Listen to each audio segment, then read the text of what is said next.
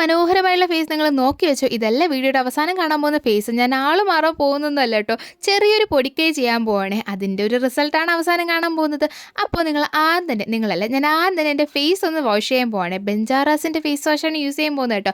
അപ്പോൾ അത് യൂസ് ചെയ്തിട്ട് ഫേസൊക്കെ ഒന്ന് തേച്ചൊരച്ച് കഴുകിയിട്ട് വരാം. അപ്പോൾ തന്നെ ചെറിയൊരു ടാനൊക്കെ മാറുന്നൊരു രീതിയിലുണ്ട് കേട്ടോ. ടാൻ മാറുന്നതല്ല, ഒരു മുഖമൊക്കെ ഒന്ന് ഫ്രഷായ രീതിയിൽ.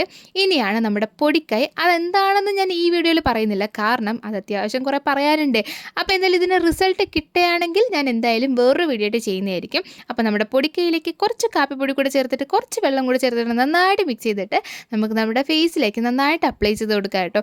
ഞാൻ കുറച്ച് ലൂസായിട്ടാണ് അത് മിക്സ് ചെയ്തിട്ടുണ്ടായിരുന്നത്, കുറച്ച് തിക്കായിട്ട് അപ്ലൈ ചെയ്യുന്നതാണ് ബെറ്റർ.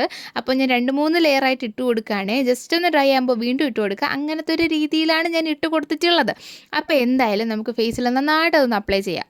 നന്നായിട്ട് അപ്ലൈ ചെയ്തതായി ഇപ്പോൾ കണ്ടില്ലേ, ഫേസ് മൊത്തത്തിൽ നല്ല കട്ടിക്കാണ് ഞാൻ അപ്ലൈ ചെയ്തിട്ടുള്ളത്. പക്ഷെ നോക്കിയപ്പോൾ ബാക്കി ഇനിയും വന്നിട്ടുണ്ട്. ഇത് വേസ്റ്റ് ആക്കാനുള്ള മനസ്സില്ല, കാരണം കഷ്ടപ്പെട്ടാണ് ഈ പൊടിയൊക്കെ ഉണ്ടാക്കിയെടുത്തത് കേട്ടോ.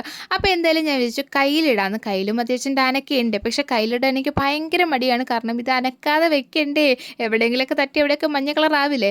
അപ്പോൾ എന്തായാലും ഇനി ഇതൊക്കെ ഡ്രൈ ആയിട്ട് കാണാം. പാർഷ്യലി മാത്രമേ ഡ്രൈ ആക്കാവുള്ളൂ, പക്ഷെ ഞാൻ എന്ത് ചെയ്തു, നന്നായിട്ട് ഡ്രൈ ആക്കി എടുത്തിട്ടുണ്ട്. ഇങ്ങനെ ചെയ്യാനേ പാടില്ല, കാരണം നമ്മുടെ ഫേസൊക്കെ നന്നായിട്ട് വലിഞ്ഞു മുറുകും പോലെ ഇരിക്കട്ടെ, അത് സ്കിന്നിന് അത്ര നല്ലതല്ല. പക്ഷെ ഞാൻ എന്ത് ചെയ്തു, നന്നായിട്ട് ഡ്രൈ ആക്കി എടുത്തിട്ടുണ്ട്. ഇനി നമുക്ക് കുറച്ച് വെള്ളമൊക്കെ ഇങ്ങനെ കോത്ത് വേണം ഇതിനെ കഴുകിയെടുക്കാൻ. അപ്പോൾ എന്തായാലും കഴുകിയപ്പോൾ കണ്ടില്ലേ റിസൾട്ട് എങ്ങനെയുണ്ടെന്നുള്ളത്. അത്യാവശ്യം നല്ല സോഫ്റ്റ് ആയിട്ടുണ്ട് കേട്ടോ, ഫേസ് ഭയങ്കരമായിട്ട് സോഫ്റ്റ് ആയിട്ട് ഇരിക്കുകയാണ്.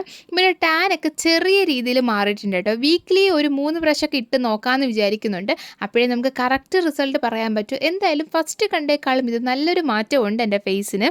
ഞാനിത് 3 ദിവസമൊക്കെ ഇട്ട് ആഴ്ചയിൽ 3 ദിവസം ഇട്ട് നോക്കിയിട്ട് റിസൾട്ട് എങ്ങനെയാണെന്ന് നോക്കി കൊള്ളാമെങ്കിൽ ഞാൻ ഇതിൻ്റെ ലോങ് വീഡിയോ ഇടുന്നതായിരിക്കും കേട്ടോ. ആ പൊടിക്കൈ എങ്ങനെ ചെയ്തെന്നുള്ള ലോങ് വീഡിയോ ആണ് ഉദ്ദേശിച്ചത്.